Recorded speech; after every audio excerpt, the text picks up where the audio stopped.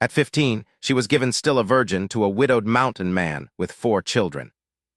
I'm going to tell you something I've never told anybody straight through from the beginning.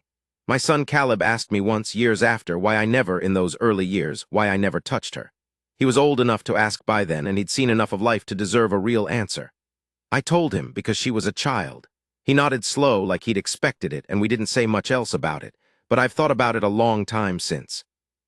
Thought about what it means to be handed something, someone, and to know the difference between what you've been given and what you've earned. Those aren't the same thing.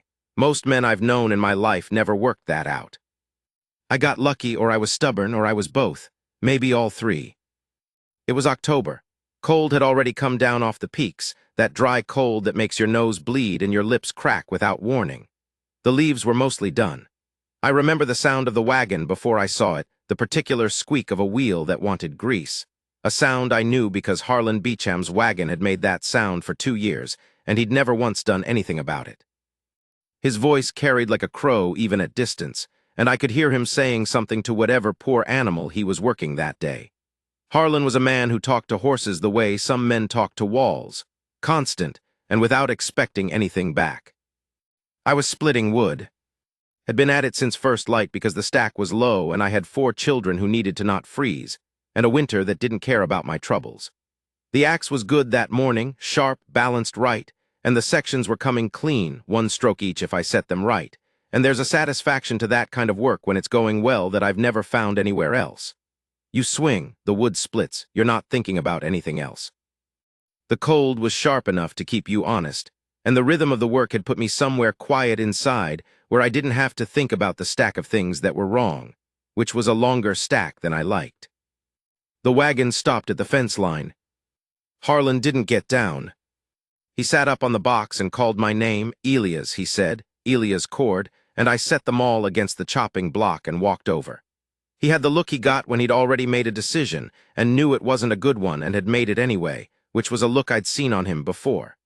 There was a girl in the back of the wagon. She was sitting on a flour sack with her knees pulled up and her arms wrapped around them, and she had a shawl that was too thin for the weather and a carpet bag that wasn't big. She was looking at the mountains behind me, not dreamily. The way you look at something when you're figuring distance, figuring whether you could make it, figuring the calculation a person makes when they've decided to keep their options open as long as possible. She was looking at the mountains behind me like she was memorizing them in case she needed to know the way back. Harlan explained it fast, the way men explain things they're not proud of but have already decided about and have no intention of undeciding. Her father was dead, fever, back in August. Her mother had passed the winter before. She had a brother, but he'd gone west the previous spring and nobody knew where, and there was a debt her father had owed, and the man the debt was owed to had been patient but was done being patient, and Harlan had arranged it.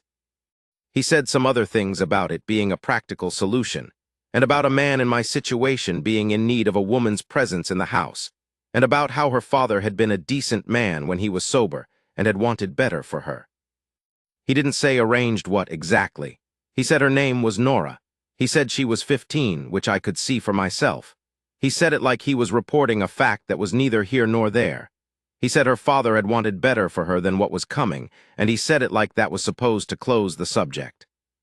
I looked at the girl. She hadn't looked at me yet. I said, Harlan, what exactly are you asking me to do here? He said, take her in, Elias. You need a woman for those children, and she needs a roof. It's a practical matter. I said, she's 15 years old. He said, she's of age for this territory. There was a long quiet. The axe was still in my hand. I'd forgotten I was carrying it. A crow went over the top of the tree line to the east, and the cold moved through the yard, and I stood there holding an axe and looking at a 15-year-old girl in the back of a wagon who was still looking at the mountains and pretending I didn't exist, which I thought was reasonable of her under the circumstances. I said, get down off that wagon and help her with her bag. He started to say something about arrangement, about it being settled, about the debt and about practicalities, and about how I'd see the good sense of it. I said, I know about the debt, Harlan. I know about all of it. Get down off that wagon and help her with her bag, and then you can go. He got down. She didn't take his hand. She climbed down herself, careful, like she'd learned not to accept help from men she didn't know and had made a policy of it. She had the carpet bag in her left hand and the shawl pulled close with her right, and she stood in my yard in the cold and she looked at me for the first time. Brown eyes, not frightened exactly, something harder than frightened. The look of somebody who has already run all the calculations and knows the numbers don't favor them, and has decided to be steady anyway, because steady is the only thing left to be. I said, "My name is Elias Cord. I've got 4 children. The oldest is 11, and his name is Caleb, then a girl of 9 named Martha, and twin boys who are 6. I built this house, and I've run this ranch 9 years. You can have the room off the kitchen. It has a door with a latch on the inside." She looked at me. I said, "A latch on the inside means nobody opens the door but you. Not me, not the children, nobody. That room is yours." She looked down at the carpet bag. Her fingers moved on the handle of it, a small tightening and releasing, the kind of thing a person's hands do when their face is doing something different. Then she looked back up at me, and there was something different in her face, not trust, because trust takes time and she'd learned that, but the absence of whatever she'd been braced for. She didn't say thank you.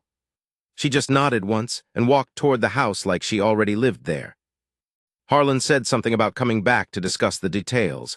I said there were no details. He left. I went back to the wood. I split probably 30 more pieces before I trusted my hands, and even then they weren't quite right. The children didn't know what to make of her, and they showed it in the ways children show things, which is honestly and without any of the politeness adults pretend to. Caleb, my oldest, watched her the way a ranch dog watches a stranger, not mean, just measuring.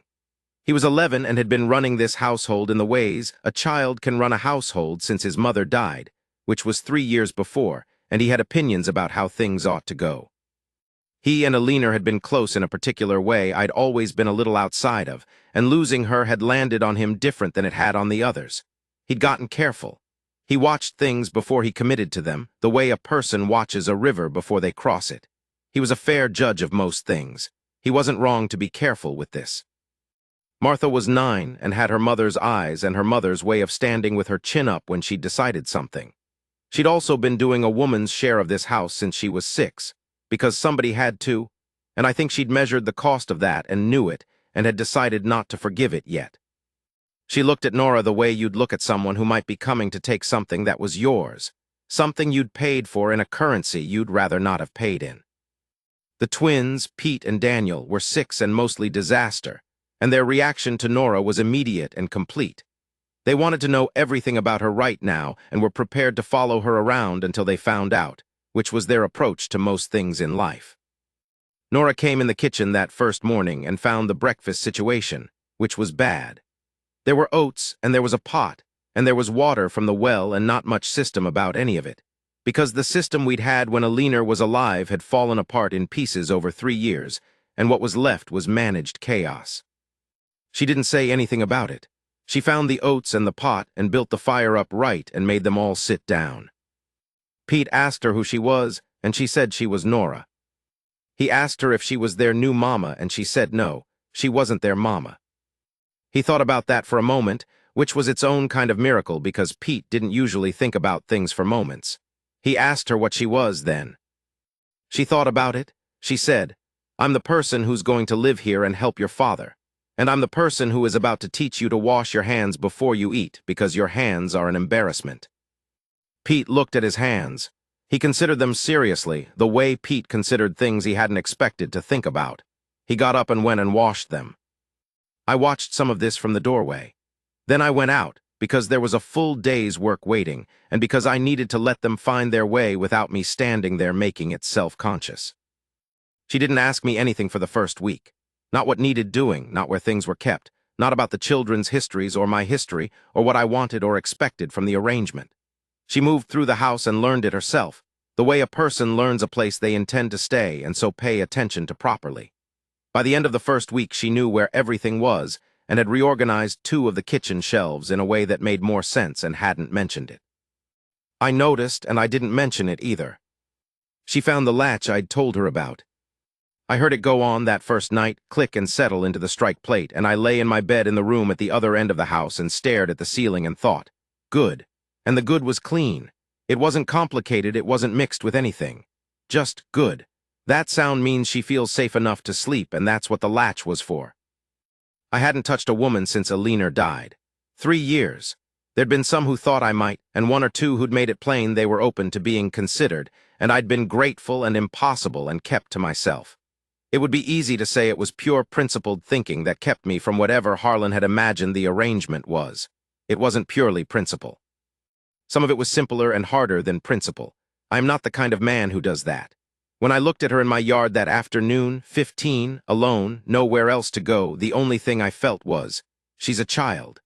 A child who's been frightened and handled and moved around like a thing, and the least any person could do was not make it worse. So I didn't explain myself about it, because explaining yourself signals that you thought about it differently than you acted, and I hadn't. The latch was there. The room was hers. That was what it was. After the first week, she stopped watching the door when I came in the room. I noticed that. It meant something to me, and I kept what it meant to myself. Winter came in hard that year. First snow fell in early November, and the real cold settled in behind it and didn't lift. I'd been in that valley 9 years, and I'd seen worse winters, but not many. The passes closed early. We were cut off from the nearest town for stretches at a time, which wasn't unusual but concentrated everything. The days and the work and the people and the noise of 4 children in a small space, and the particular quality of cabin life when the storm won't let you out, and you've been looking at the same walls for a week. I found out things about Nora the way you find things out when you're living in close quarters with someone through a long winter. Gradually, without conversation about it, by just being there together day after day until you've seen most of what there is to see. I found out she could read, which not everyone could. She'd gotten schooling somewhere, a few years of it, before things had gone bad for her family. In the evenings, after supper and after the children were washed and the dishes were done, she read to them from what books I had. I didn't have many. A Bible she handled the most, a battered book about exploration of the Western Territories that Caleb had claimed as his own favorite, 2 or 3 others that had been Alina's. She read well, with expression, but without performing it, and she asked the children questions about what she'd read that were genuine questions, not the kind you ask children to make them feel clever. Questions she actually wanted the answers to. Caleb started answering. That was something I hadn't seen him do in a while.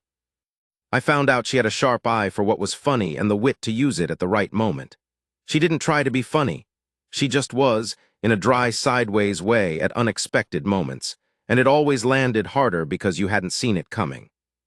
She said something to Caleb one evening about a passage in the exploration book, some opinion the explorer had held about the territories he was moving through that was clearly wrong, that made Caleb grin the way 11-year-olds grin when an adult treats them like someone worth having a real conversation with. He went red a little because he wasn't used to it, and then he grinned more. I found out she wasn't afraid of things I expected people to be afraid of. The dark didn't bother her.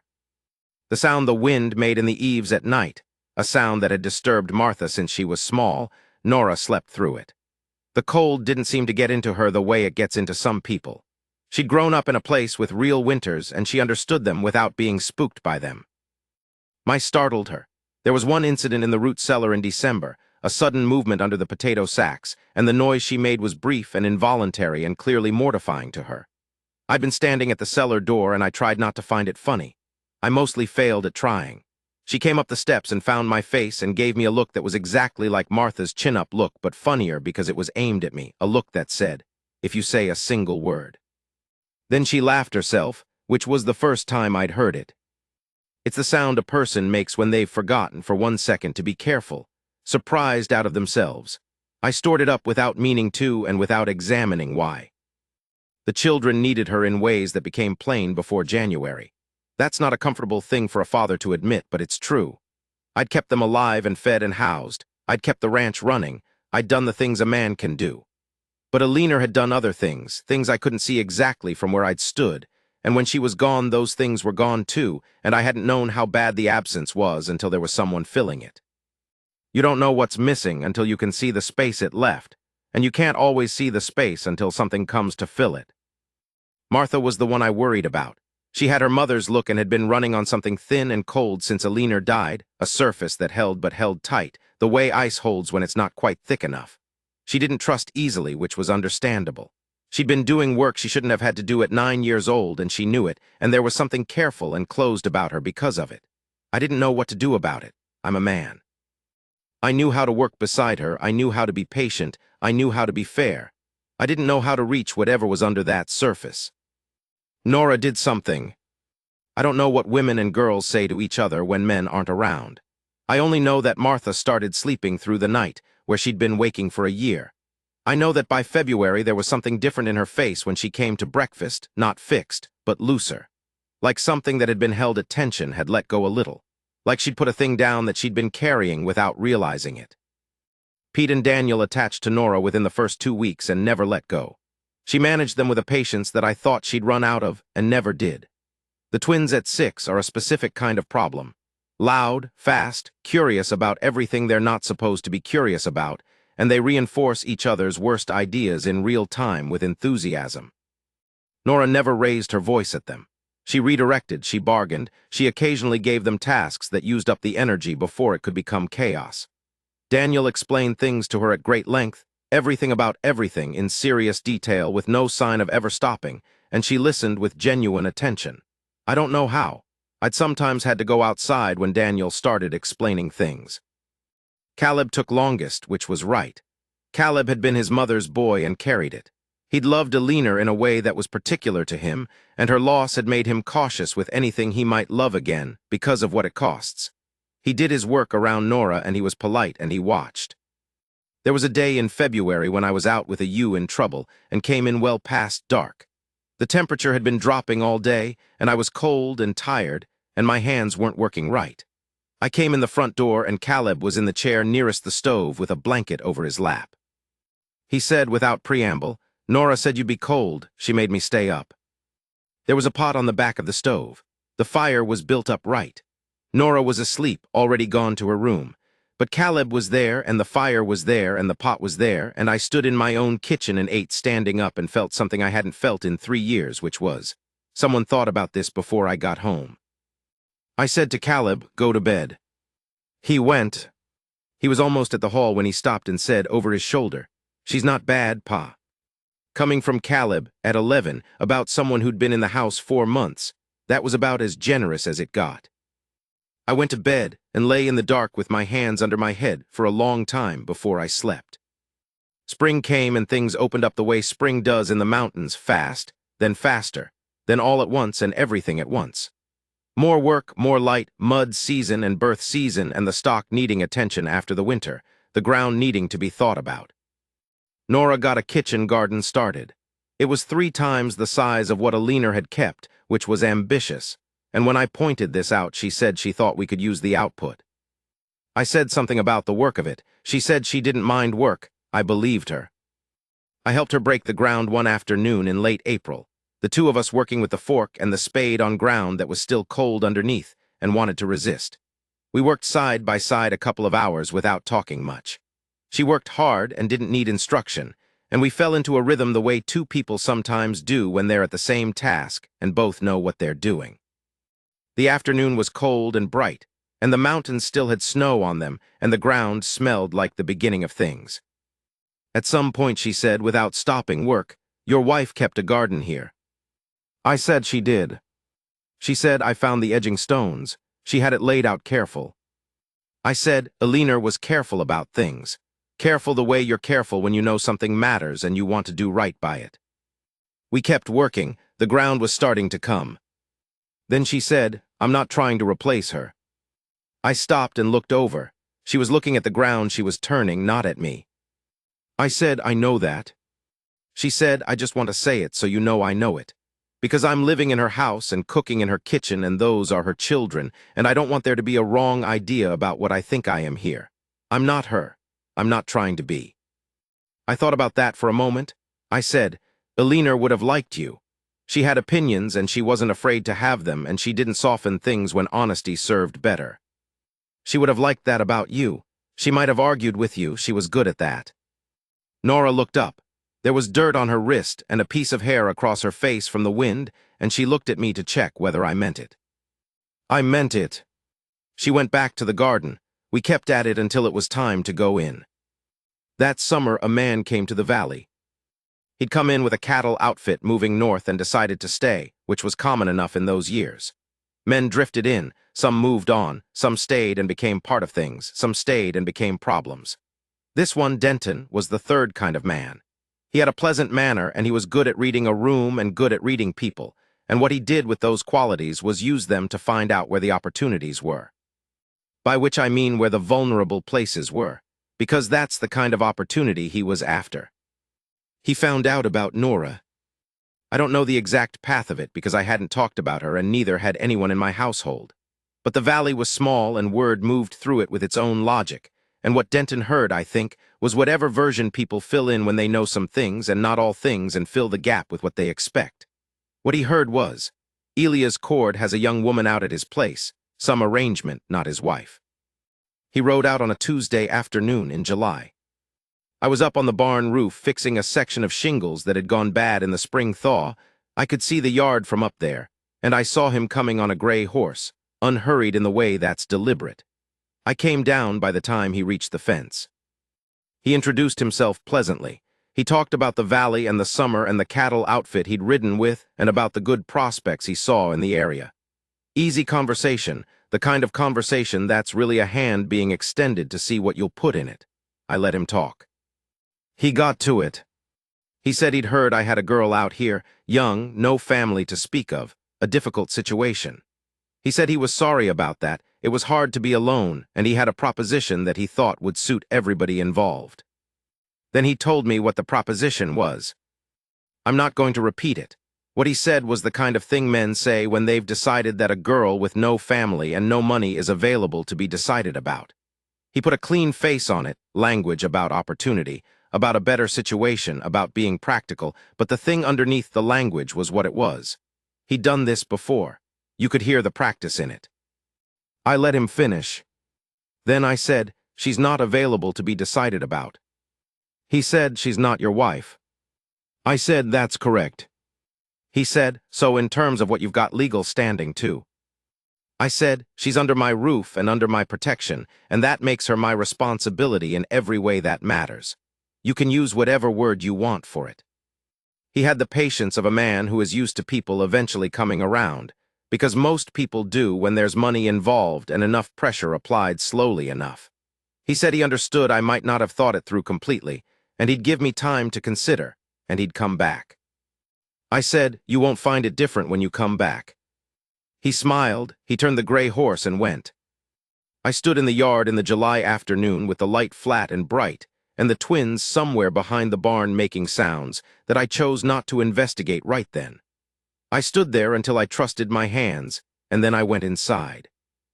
I found Caleb and told him he was in charge of dinner, and to keep the boys from setting anything on fire.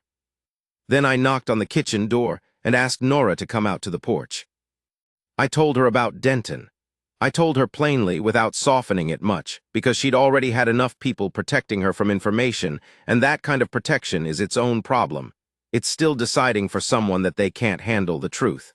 She listened without interrupting. When I was done, she said, what does he want to happen? I said he wants to make money off you. The specifics don't matter. That's not going to happen. She said, what is going to happen? I said, you're going to keep living here and doing what you do.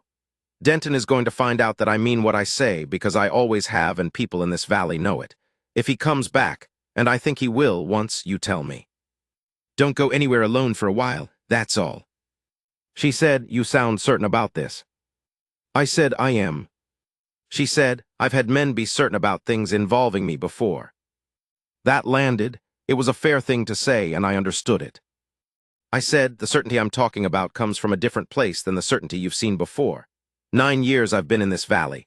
I built what I have here by working and by keeping my word to people, and by not doing things I'd be ashamed to have known. The men who matter out here have seen all of that. They also see what you are, which is someone in my keeping. Anybody who tries to make that into something other than what it is will have me to deal with, and more than me. You understand what I mean by more than me? She looked at me for a moment. She said, yes. She went back inside. I went and checked on the horses, and then I went around behind the barn and found the twins doing something that I decided we'd all do better not discussing. Denton came back once more in August. 3 men from across the valley happened to be at my place when he rode in, men I trusted, men who had known me for years and who had become aware, between his first visit and his second, of the situation in the way that men become aware of things when someone they know needs to know. They didn't say anything to Denton. They didn't need to. They stood in my yard in the August afternoon and they looked at him, and he looked at them, and the mathematics of it was simple and he could read them. He said he was just passing through. He left the valley before September. I never knew the exact reason. There may have been conversations I wasn't part of, but he went, and after he went I told Nora he was gone.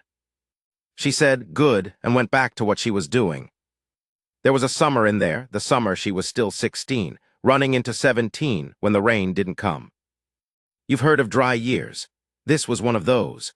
The creek dropped by August to something you could step across, and the grass burned off and the stock started losing condition, and I started losing sleep, which is how it goes. One thing and then another thing, and then you're lying in the dark at 2 in the morning doing arithmetic that doesn't come out right. I didn't say much about it to Nora. I thought I was keeping it from her. I wasn't. She started stretching things without making a thing of it. The portions at meals were exactly what they needed to be, no more. The children didn't notice, and that was the point. She kept the table the same, kept the routine the same, made it so nobody knew anything had changed. She started preserving things she'd have given away in a better year. She traded labor with a neighbor woman instead of goods, and didn't tell me about it until afterward, and when I asked, she said, I thought you had enough to think about. I asked her how she'd known. She said, you work longer when you're worried and you talk less. I've known since June. We had a dry spell in August, no water at the secondary tank for 3 days, and I was up before light all 3 days hauling what I could from the creek and worrying about the horses, and doing the thing you do in a bad year, which is put one foot in front of the other and don't look at the whole picture because the whole picture is demoralizing. On the 3rd night I came in from the barn and she was still up. Not waiting for me, just up. She was at the table with the lamp going, sewing something. She looked up when I came in and she poured water from the pitcher without asking and set it in front of me. She said, it's going to turn. I said, you don't know that. She said, I know dry years end. This one will end too. The tank will fill up. I said, and if it doesn't? She said, then you figure it out. You've been figuring things out for 9 years in this valley. You'll figure it out for a 10th. She said it the way she said most things, plain, no bow on it, no false comfort. Just, this is true and you already know it. The tank would fill or it wouldn't and we'd manage either way because that was what there was to do. She went back to her sewing. I drank the water. After a while I went to bed. The rain came in September, 3 hard days of it, the creek running bank to bank. The tank filled. I didn't say anything to her about that specific conversation for a long time. Months, maybe longer. But I thought about it. I thought about what it means to have somebody who looks at your worst moment and doesn't look away. Doesn't tell you it's fine, doesn't pretend the problem's smaller than it is, just, you'll figure it out. You always have. That's a thing I didn't know I needed until I had it. Nora turned 16 in September. I know because she said something about the year she was born and I counted. I didn't mark it. I don't think she expected anyone to. But I knew, and knowing felt important in a way I didn't examine too closely. She was 16, then 17, then 18, which is further off than it sounds when you're measuring from 15, and I was counting without meaning to count, the way you count things that matter to you even when you don't have a reason to be counting. Those were ordinary years. I want to say that plainly because ordinary doesn't mean small. Ordinary in the way that life is ordinary when it's working. When the work is hard, but the work is yours.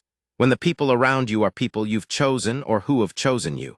When the days have the texture of real days rather than days you're enduring until something better comes. Caleb was growing into the shape of a man, which was strange to see. He'd been a serious boy, and he was becoming a serious young man, which meant he was good company and also sometimes infuriating because he was right too often and didn't see any reason to be quiet about it. He and Nora had figured each other out somewhere in that first winter and had a relationship that was hard to describe. Not quite what you'd call siblings, not the way he was with Martha, but a real thing, something that ran on mutual respect and didn't need to be talked about. They argued about the exploration book for 3 years. I'm not sure either of them ever won. Martha was becoming a person you didn't want to cross, which was the right thing for her to be and would serve her. She and Nora were close in a way I'd stopped trying to understand and had started just being grateful for. They talked in the kitchen after supper when I was on the porch, voices I could hear but not make out, and what they talked about was their business and not mine. The twins were getting incrementally less like natural disasters as they got older. They still had their moments, but they were good boys, fundamentally, and they would have burned this house down, and several others getting there if Nora hadn't been who she was. Daniel got easier as he got older, still explained everything, but with more awareness that not everyone was as interested in the subject as he was. Pete stayed Pete, which meant quick and a little dangerous and usually right. I'll say this plainly about those years. She ran my household better than I could have run it, and she loved my children in her own way, which wasn't Alina's way and didn't try to be, and they loved her back in the way children love someone who is steady and real with them and doesn't treat them like burdens. I provided. I worked. I built the ranch into something better than it had been. The outside of it was mine. And she held the inside together, the part that isn't wood and nails and acres, the part that's harder to build and harder to keep. I had a rule about those years. The rule was, she is in your house and in your care, and she has no money of her own and no people of her own and nowhere else to go. That's not a situation where a person is free. And a person who isn't free can't give you anything that means what it should, because whatever they give comes from the situation and not from themselves. You do not accept gifts from a situation. You wait until the person is free, and then you see what they choose. So I waited. I held my own counsel, and I kept my own distance, and I did not examine the thing I was holding at arm's length, because the whole point of keeping it at arm's length was so I couldn't reach for it. I'm 62 now, and I can say the true thing about it. There were mornings I came in from the barn and found her in the kitchen with the morning light on her face and her hair not yet pinned, just working, her hands busy with something, and I turned around and went back out, not because there was more work, but because I needed a minute in the cold air to get my head straight. There was a particular evening in the second fall when she was 16, and we'd all had supper together, and the children were in bed, and she was reading at the kitchen table, and the house was quiet, and the lamp was going, and I looked at her from the doorway. And I said good night, and went to my room and lay in the dark with my hands under my head until I slept. I had the rule, I kept the rule. A rule that bends isn't a rule, it's a preference, and preferences are worthless when it matters. Caleb's accident happened the March she turned 17. He'd gotten confident with horses, which was mostly warranted. He had good hands and a steady nature, and he'd been working with horses since he could walk. But I'd brought in a new stallion that spring, a roan with more spirit than sense, and the stallion had opinions that Caleb hadn't fully reckoned with, and one afternoon Caleb discovered one of those opinions at close range. I heard the sound from across the yard. There's a sound a kick makes that is different from other sounds, a flat, meaty crack, and your body knows it before your mind does. I was running before I'd finished thinking. He was down in the corral dirt. Left leg below the knee. The stallion was in the far corner of the pen, blowing, spooked by whatever had happened in the second before. Caleb's face was white, but his eyes were clear, and the first thing he said when I got there was, I should have read him better. I said, yes, you should have. Let me see the leg. Broken but clean. No bone through the skin, which was the best version of that news. I splinted it there in the corral with what I had, got him inside, sent Pete for the nearest neighbor with any medical knowledge, and by evening Caleb was set and bandaged and in bed and furious about all of it. 14 years old, broken-legged and furious, is a specific kind of problem. He couldn't stand without help, and he didn't want help, and all of that was happening in a person who had been running on competence and usefulness since his mother died and now had neither of those things, and didn't know what to do with himself without them. Nora sat with him, not in a hovering way, not a suffocating way. She sat with him. She played cards for hours at a stretch, not letting him win unless he earned it, because he could tell the difference and would have hated the charity. She argued with him about the exploration book, Real Arguments, where she'd take a position she didn't necessarily hold and make him defend the counter, and he'd forget he was confined and miserable and just be in the argument.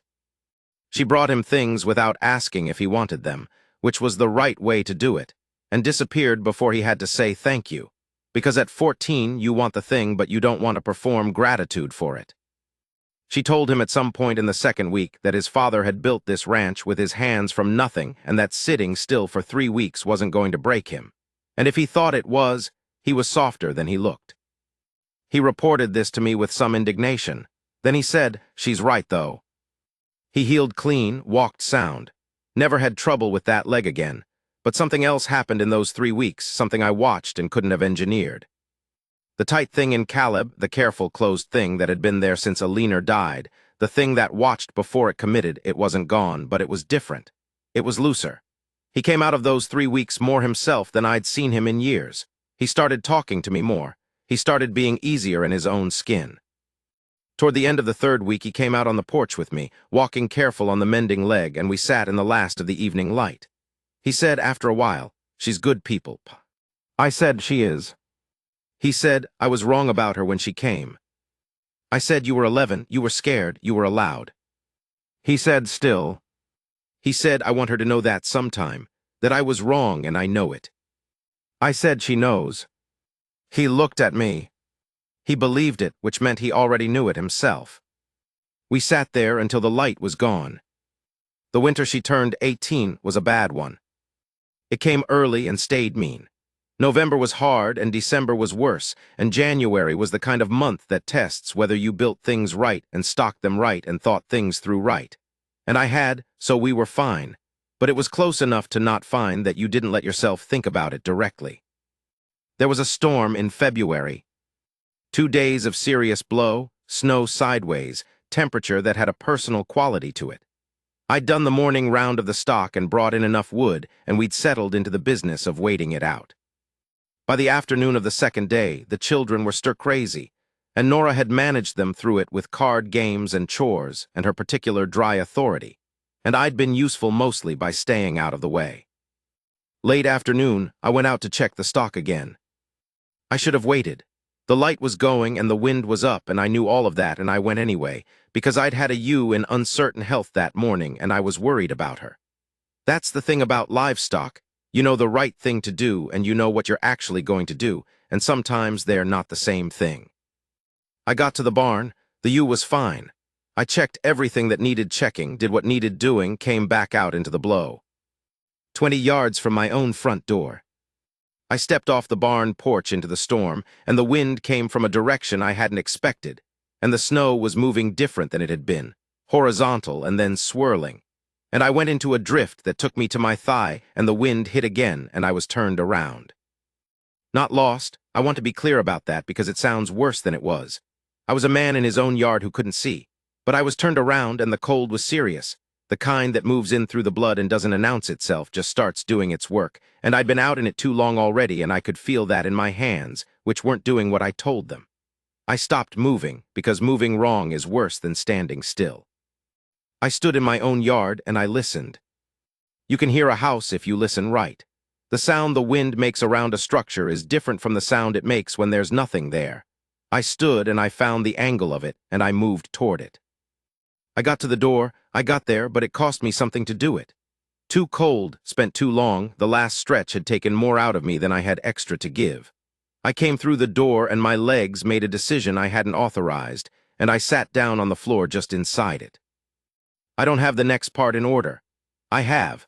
The sound of Nora's voice, which had no panic in it, which was the first thing I registered clearly because I was expecting panic, and the absence of it was the most notable thing. I have her hands on my shoulders and the children's voices being moved somewhere else, and the chair by the stove, and blankets that were warm and then warmer. I have something hot, the smell of it before the taste. I have her voice right there, matter of fact, saying, "Drink this and stay awake, and I've got you." I've got you. I remember that more than anything else from that night. The steadiness of it. Not she's going to save him, not a declaration, just a simple present tense fact. I came back to myself fully in the middle of the night. The storm had eased, not gone, but reduced to something manageable. The house was quiet except for the wind and the stove. She'd built the fire up high.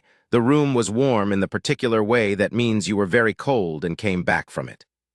She was in the chair across from me, asleep, sitting up with her feet tucked under her and her head against the chair back and a blanket around her.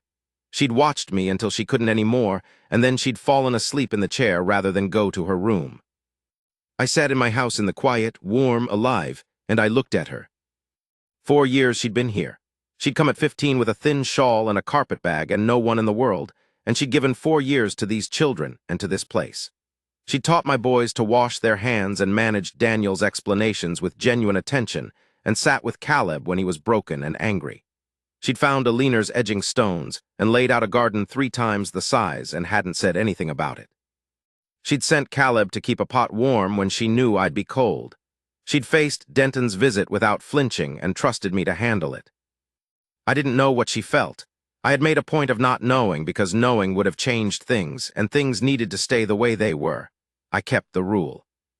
But I sat there in the quiet and I looked at her asleep in that chair and I thought about a room with a latch on the inside. About what it means to offer a person the smallest possible thing, just, nobody opens this door but you, and have it mean what she'd said it meant. The first night she'd slept. She woke toward dawn, her eyes cleared fast the way they always did. She looked at me and asked how I was. I said, better. She nodded. She unfolded herself from the chair and stood and rolled her neck and turned toward the kitchen. I said, Nora. She stopped. I said, I need to say something to you. And when I'm done, if you'd rather things stay the way they are, you say so and I'll never bring it up again and we'll go on like before. You have my word on that. She turned around and stood in the kitchen doorway with the gray dawn coming in the small window, and she looked at me. I said, I don't know what you feel. I've made a deliberate point of not knowing for 4 years because you came here without options. A person without options can't tell you what they feel and have it mean what it should.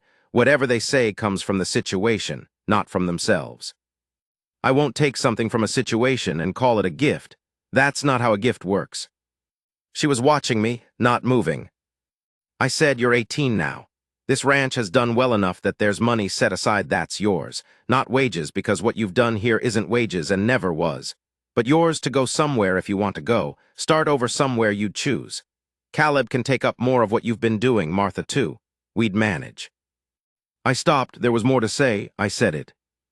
I said, I am 39 years old. I have 4 children and a ranch and a winter that about killed me last night and not much else to recommend me. I am not easy company and I have never pretended to be. But I have thought about you in ways I've not allowed myself to say for 4 years, and I will not stand here with you about to walk out that door if you walk out without saying it plain at least once. I love you. I have loved you for a long time. I didn't say it because you weren't free to answer it and I wouldn't do that to you. You understand what I mean by that. I said, so now I've said it. You tell me what you want to do. She stood in the kitchen doorway. The gray morning was coming in the window. The fire was burning low and needed building, and neither of us was moving toward it. She said, you idiot. I said, I know. She said, I have been in this house 4 years. I said, I know. She looked at the floor for a moment, then she crossed the kitchen.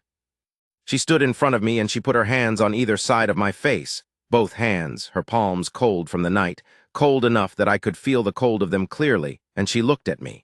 The way she'd looked at those mountains the first day, except this time she wasn't looking for the way back. She was looking at something she intended to keep and had decided about. She said, you gave me a room with a latch on the inside. Do you know what that was? I said I had some idea. She said I had been moved around and handled and passed from one place to the next since my mother died, and nobody had given me a latch on the inside. Nobody had said, that room is yours, nobody opens it but you. The first night I lay in that room with the latch on, that was the first time in a year I slept. A whole night straight through, because of a latch. I didn't say anything. She said, I have been choosing you every day for 4 years. Every single day, the same choice. I chose you when Denton came and you told me plain what was happening, and then you handled it without making me small about it. I chose you when you went out for a U in a storm, and Caleb sat up with a pot on the stove because I asked him to. I chose you every morning when I built the fire and every evening when I read to those children, and every time you knocked on the kitchen door and waited for me to come to it instead of coming in. I didn't say it out loud. You didn't need to hear it out loud.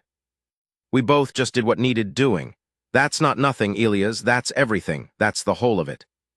She put her forehead against mine, her hands still on my face, cold and steady. I brought my hands up and put them over hers. We stayed like that.